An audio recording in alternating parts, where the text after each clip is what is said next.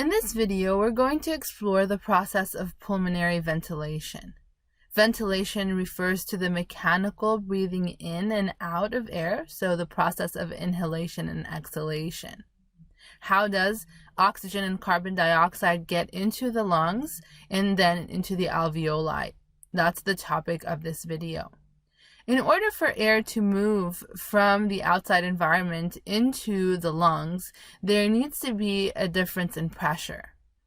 And we know that things move from high to low concentration. We're going to apply that same concept here with pressure. Gases will move from an area of high pressure to low pressure. Air will flow in the same way. So the goal here is to achieve lower pressure in the lungs in order for air to flow in, and then achieve higher pressure in the lungs in order for the air to flow out. That's the process of inhalation and exhalation, respectively. We'll explore these processes first and then talk about some factors that can influence the function of the lungs. In order to explain the difference in pressure and how it's achieved, we have to talk about the pressure relationship, specifically Boyle's law. Boyle's law specifies that the volume of a gas varies inversely with its pressure. What does that mean? Just in simplistic terms, pressure and volume are the opposite. Their relationship is opposite. If one goes up, the other goes down. And this law explains that process and why this happens. If we take a look at the cylinder here with this movable piston and pressure gauge, suppose we have gas in the cylinder and we push the piston down. What's going to happen in this case is that the gas that's in there will be compressed into a smaller volume. So this cylinder here and this cylinder have the same exact number of gas molecules. But since we pushed this area here, this piston down, the same number of gas molecules are now trapped in a smaller space, smaller volume. So these molecules of gas will start bumping into each other more quickly, bumping into the walls of the cylinder, and that leads to an increase in pressure. The pressure doubles or increases. The opposite is true if we raise the piston in this case, and we still have the same amount of gas molecules. We're increasing the volume. There's more space for these molecules and the pressure will decrease. So all in all, the pressure of a gas in a closed container is inversely proportional to the volume of the container. That means if we decrease the volume, then the pressure will increase. And if the volume increases, then the pressure will go down. You can see this relationship here, how it's opposite basically. Why are we talking about this? Because it's important to understand how these relationships work so we can apply them to the volume of the lungs and the changes in pressure. In order for air to move in and out of the lungs, there has to be a difference in pressure. And there are three main pressures that we mention when we talk about ventilation. We have atmospheric pressure, intraalveolar pressure, and interpleural pressure. Let's take a look at these pressures in relation to inhalation and exhalation, which ones change and which ones stay the same. Like I mentioned, we have three types of pressure that we'll focus on as we discuss the process of inhalation and exhalation. The first one we're going to call atmospheric pressure. And atmospheric pressure refers to the pressure of the air that is outside the body, just around any object out in the open. That's basically pressure of the air around us, atmospheric pressure. The next main pressure is intraalveolar alveolar pressure. Sometimes we call this alveolar pressure directly. And this one refers to the pressure of air that we find inside the lungs in the alveoli, to be exact. The next pressure, and the last one here, is intrapleural pressure. And this is the pressure that we find within the pleura. The pressure within the pleura is always lower than atmospheric pressure and alveolar pressure. So we're not going to focus on it too much since that value is always lower. So what we're looking at here is the association of these different terms of pressure with their actual values at rest. Atmospheric pressure is around 760 millimeters mercury. So this is just a unit of measurement that we use. And the next one is intraalveolar pressure. This one is a pressure within the lungs, within the alveoli, and it's around 760. This is, of course, when we're talking about just at rest. There's no inhalation, exhalation. The values equalize. The third value is for the intrapleural pressure. This is the pressure within the pleural space. And in this case, it's 756, which means it's lower than both. And that's how it's going to stay the whole time. So let's explore what happens in inhalation. How do these values change, and what does that mean for the flow of air? Let's take a look at what happens when the volume changes and how that impacts pressure one more time before we go into details on the inhalation process. So remember, when the volume goes down, pressure goes up, and the opposite is true. When the volume goes up, then the pressure comes down. So what happens in inhalation, and how do these pressures change? Inhalation or inspiration is known as the process of bringing air into the lungs. And for air to flow into the lungs, the pressure inside of the alveoli must be lower than the atmospheric pressure. The atmospheric pressure is 760. This is a value that will not change. This is the air outside and the pressure outside. With inhalation, two things are going to happen in relation to the muscles. The intercostal muscles and the diaphragm will both contract. And when they do that, the chest cavity will expand. We achieve that through the contraction of the diaphragm, which lowers, it flattens and lowers its dome. And the external intercostal muscles will also contract, elevating the rib cage upwards, increasing the size of the thorax. Both of these together achieve a bigger volume, a higher volume, and we know what happens with a higher volume. The pressure goes down. Now the pressure of the alveoli is around 758 millimeters mercury. So the pressure of the alveoli went down. The pressure in the atmosphere still the same. So the pressure in the atmosphere is high compared to the alveolar pressure, which is low.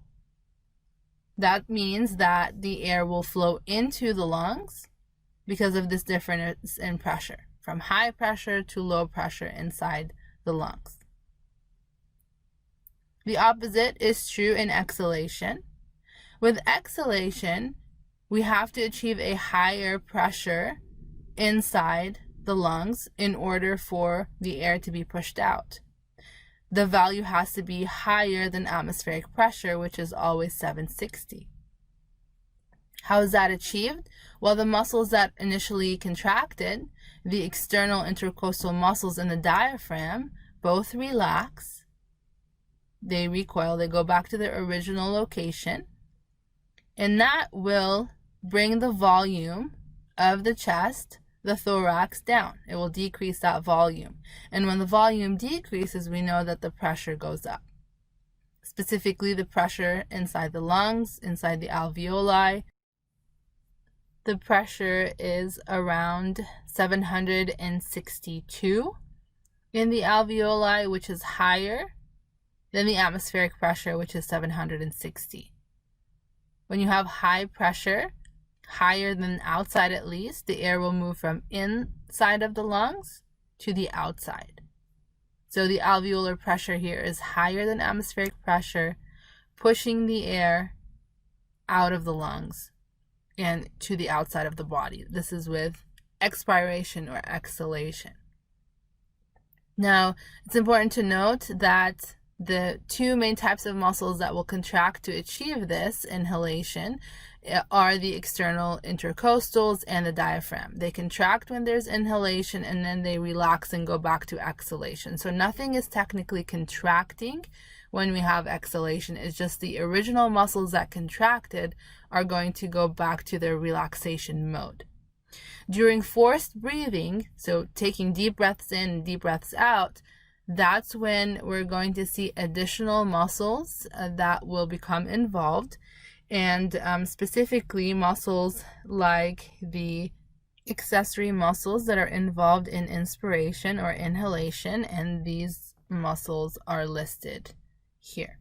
These are activated during forced inhalation in situations like exercise, where you have to activate even more muscles to expand the chest cavity even further, so more air goes in to supply the body with the specific demand that it has during those conditions. There are other muscles that are involved in exhalation during forced breathing or labored breathing. We employ internal intercostals and abdominal muscles when we have to forcefully exhale out. Otherwise, the muscles during just rest type of situation that have already contracted for breathing in will relax, and that's it. So muscles of inhalation and exhalation are included here for you. Those that are involved in just regular breathing are the external intercostals and the diaphragm. This is during inhalation, they'll contract, but if we're just breathing out, normally these would relax and go back to their original location. Whenever we have forced breathing, then additional muscles will become involved in this process to achieve even bigger or smaller lung volume, depending on the conditions. In the next section, we're going to explore the factors that will affect ventilation and how it can alter the inhalation-exhalation process. Pulmonary ventilation can be influenced by three major factors. The first one is surface tension, the second one is compliance, and the third is resistance. Let's start with surface tension.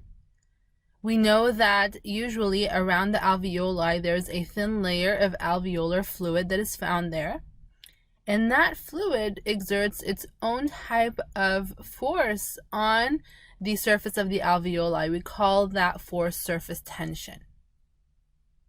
The presence of surfactant in this case works on reducing that tension and allows the alveoli to assume their structure and prevent them from collapsing. Let's take a look at how that works. The surface of the alveoli is coated with alveolar fluid, like I just mentioned.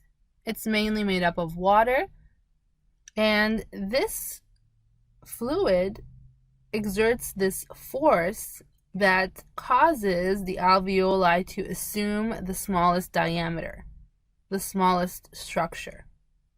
This is a force that is directed inward and with high pressure can cause the alveoli to completely collapse. Type 2 alveolar cells are known to secrete surfactant, which is this complex mixture of proteins and phospholipids. And this mixture gets in between the water molecules and reduces the number of hydrogen bonds between them. And in that way, it can reduce surface tension, this inwardly directed force. The alveoli need to get over that force in order for them to expand and complete the process of ventilation. Without the surfactant, the alveoli can completely collapse, and so this chemical is there to prevent this from happening. It actually allows a residual volume of air to remain in the lungs at all times. So again, to recap here, if we don't have adequate surfactant secretion, we don't have enough of it, then the surface tension will go up. This is the force inward that we need to overcome in order for ventilation to occur. And if we don't have enough surfactant, then that can cause the alveoli to collapse, or it can at least reduce ventilation. For example, preemies are born before their lungs are completely mature, and that means that they do not produce adequate surfactant. And if there is no surfactant, or it's not enough, then the alveoli of premature babies cannot remain open. We call this respiratory distress syndrome, and we can usually detect it because of the labored breathing and the bluish skin color that develops when a buildup of CO2 is detected in the blood. However, if there's adequate secretion of surfactant, then the surface tension is reduced and ventilation can occur normally. Another factor that can influence pulmonary ventilation is compliance of the lungs. This is the ease with which the lungs and the thoracic wall can be expanded and how much effort goes into expanding or stretching the lungs. Under normal conditions, lungs have high compliance. They can expand easily because of the elastic fibers that are found there that can be easily stretched. So as long as the lungs can expand easily, lungs have high compliance, and ventilation will occur with ease. However, if there's a condition that destroys lung tissue or produces some sort of deficiency in surfactant or doesn't allow the lungs to expand as much as they should, that causes the decrease in compliance, which means that the lungs can't expand as well as they need to.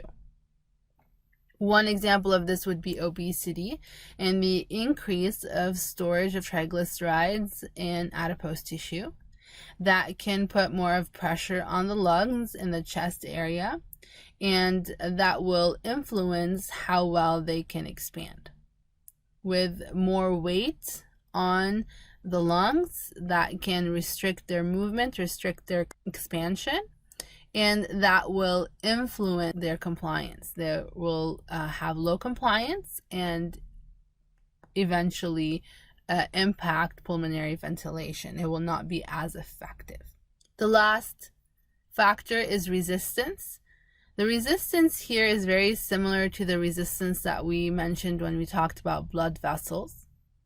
Just like there's opposition to blood flow because of the friction between blood and the walls of the vessels, a similar concept here is that there's opposition to the flow of air because of the interaction of air and the walls of the tubes of the respiratory passageways.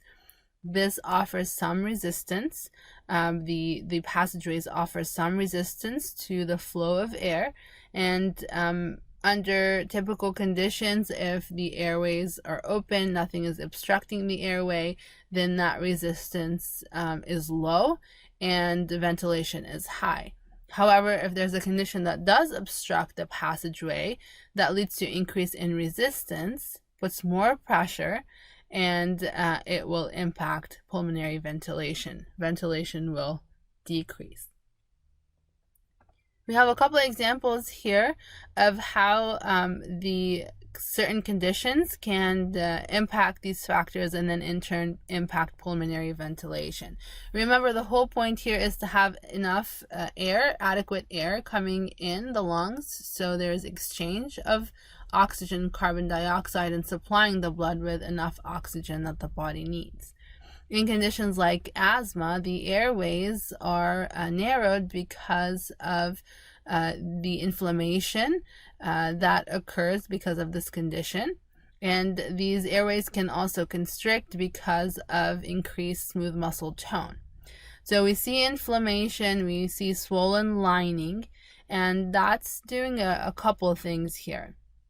Not only are these airways now narrowing, which if the tubes narrow, that means there's some sort of obstruction to airflow that is causing an increase in resistance and a decrease in compliance. So the lungs won't comply as well as they would if there's no inflammation, no swelling, and there will be less resistance under normal conditions. But in this case, because these tubes are swollen and there's inflammation, that causes the diameter inside the tube to go down, less space for air and more resistance. That means not enough oxygen is going to reach the alveoli. In certain conditions, that can cause severe constriction. In this case, there is a medication that will need to be given in order to allow the smooth muscles to stop constricting or contracting.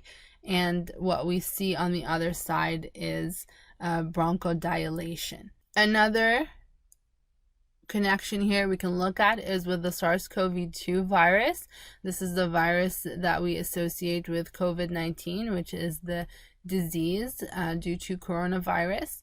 So with this condition, we know that it definitely impacts the lungs and the respiratory passageways. And for the most part, it causes mild symptoms, but in some cases, it can cause severe symptoms. And the target cells for coronavirus is the cells of the respiratory tract. So you can target those cells and it can cause irritation and inflammation in the lungs in severe cases. And the cells that have the receptors for this virus are deep all the way where the alveoli are. So once the virus is there and it's trying to take advantage of the cell machinery, it can cause certain lung complications like pneumonia. With pneumonia, we're looking at an infection that causes the alveoli to fill with fluid. And if there's fluid in the alveoli, you already know that that has to impact at least one of the factors that we mentioned. So if there's fluid in there, they can expand as well. There's less compliance, there's more resistance.